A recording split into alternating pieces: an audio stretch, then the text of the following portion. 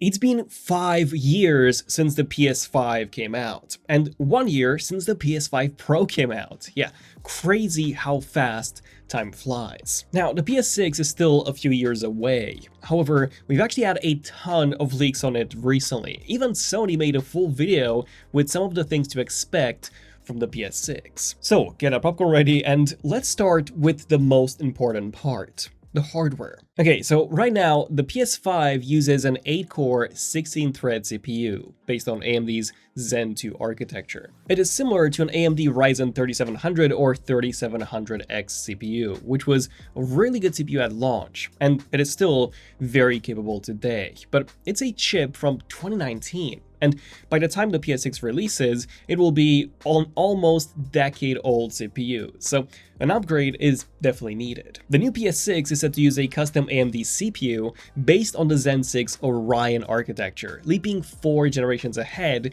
of the PS5 CPU. It is set to come with 8 high-performance cores and 2 efficiency cores, most likely used by the OS, so that the high-performance cores are reserved just for games. The chip is also rumored to use TSMC's 3nm manufacturing process, with a die size of around 280 square millimeters, which would place it right between the original PS5's 300 square millimeter APU built on 7nm and the PS5 Slim's smaller 260 square millimeter die produced on 6nm. Of course, the APU will also include the GPU, which is rumored to be around 2.5 times to 3 times faster than the PS5's when it comes to traditional rasterization, and around 6 to 12 times faster when it comes to ray tracing. All of this info comes from leaker Moore's Law is Dead, who previously leaked a number of Sony consoles, from the PS5 to the PS5 Pro to even the PlayStation Portal. And even compared to the PS5 Pro, the PS6 may be around twice as fast, according to Moore's Law is Dead. This massive leap in graphic performance will apparently be made possible by AMD's upcoming UDNA architecture. He also mentioned that the PS6 may have graphics performance on par or even exceeding the RTX 4090, and that would be insane considering that this was a $1,500 graphics card at launch. There was also this YouTube video where Mark Cerny, the PlayStation lead architect, and also Jack, the senior vice president of AMD, they talk about Project Amethyst and how AI could be used to enhance game visuals and performance in the next generation of consoles. They talked about 3 new technologies co-developed by AMD and Sony: neural arrays, radiance cores, and universal compression. Neural arrays connect GPU compute units together for more performance maximizing efficiency. Radiance cores are built onto the chip and they handle ray tracing features, and therefore they free up the CPU to offer significant speed boosts. And lastly, universal compression is a new technology that analyzes all the data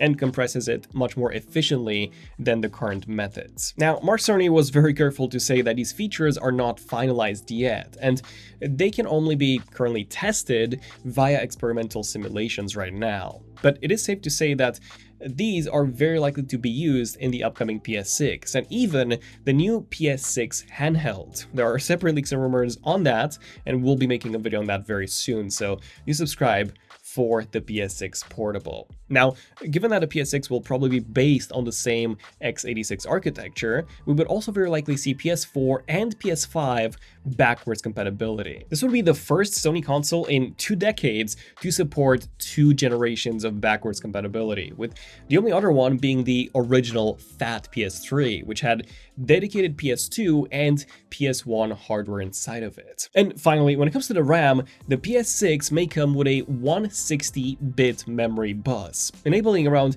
640 gigabytes per second of memory bandwidth, or around 42% more compared to the PS5 and 11% more compared to the PS5 Pro. And according to Moore's Law is Dead, if Sony decides to use 3 GB GDDR7 RAM modules, then the console can end up having up to 30 gigabytes of RAM, almost double of what we have in the PS5 and the PS5 Pro. These are all massive upgrades over even the PS5 Pro, and even more massive when compared to the original PS5 and the PS5 Slim. So let me know if you're excited about the PS6 by hitting that like button down below. Future Daniel from a hotel in London here.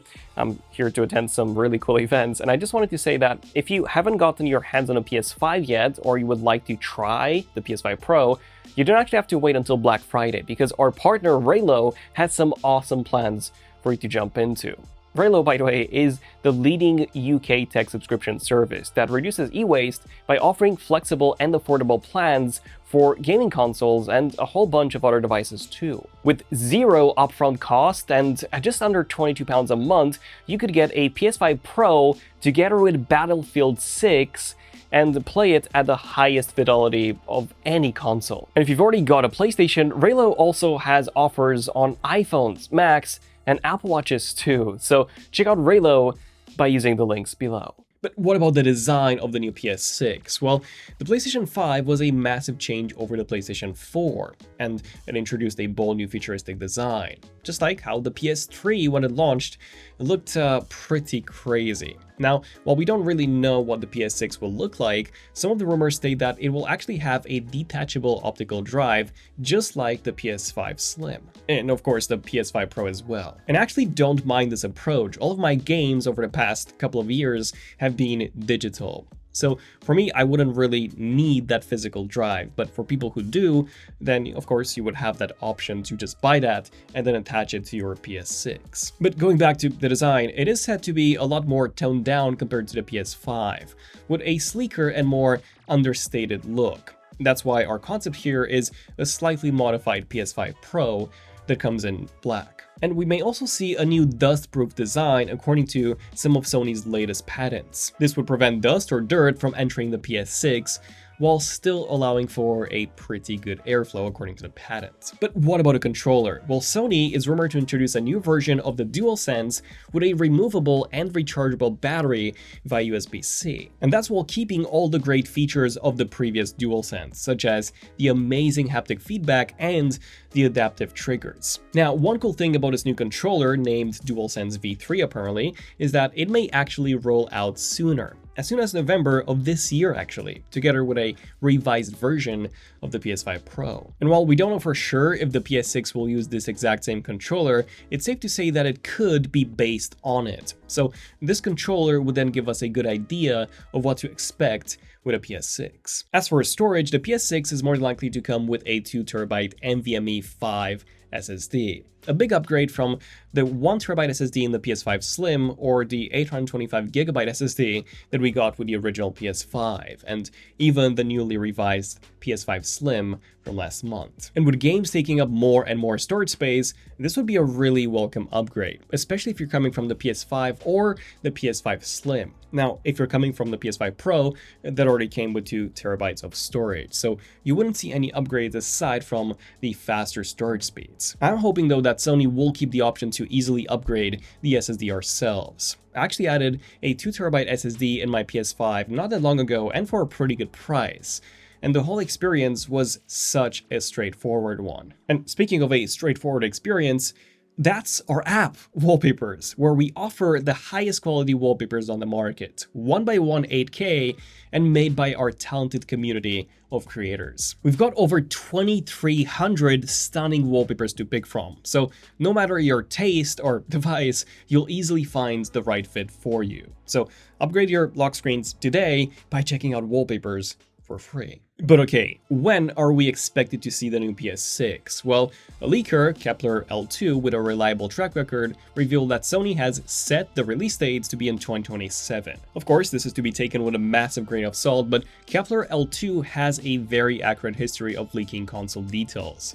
And besides, this would actually fit the 7-year upgrade pattern that Sony has been doing for quite some time now. The PS6 came out in 2006, the PS4 in 2013, so 7 years later.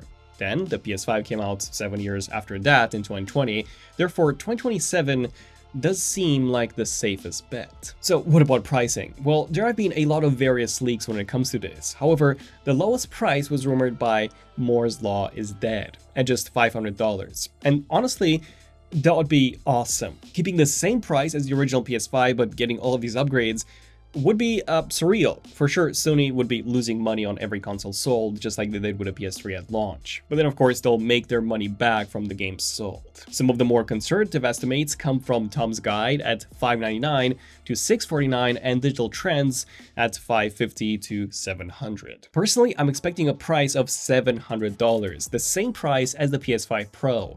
My reasoning is that when the PS6 releases, the PS5 Pro will likely still be sold, but at the same price as the PS5 now, so for $500. So then $700 would make sense for the PS6. And besides, Microsoft also stated that the next Xbox will be a much more premium console, so I do expect Sony to pull a similar move and for the PS6 to be more expensive than the PS5 was, especially when you take into account inflation and all the tariffs that have been introduced lately. Now, we're still about 2 years away from the PS6 being launched, and once we have more details, we'll make some more videos to keep you guys updated, so make sure you subscribe. And with the PS6, by the way, there's also said to be a handheld version of it with a similar level of performance to the base PS5. That console is said to be dockable too, so I wouldn't be surprised if that ends up being the entry-level PS6, with the actual PS6 being the Pro version, so to say. But anyway, I'm personally very excited for the PS6, especially with GTA 6 coming out next year.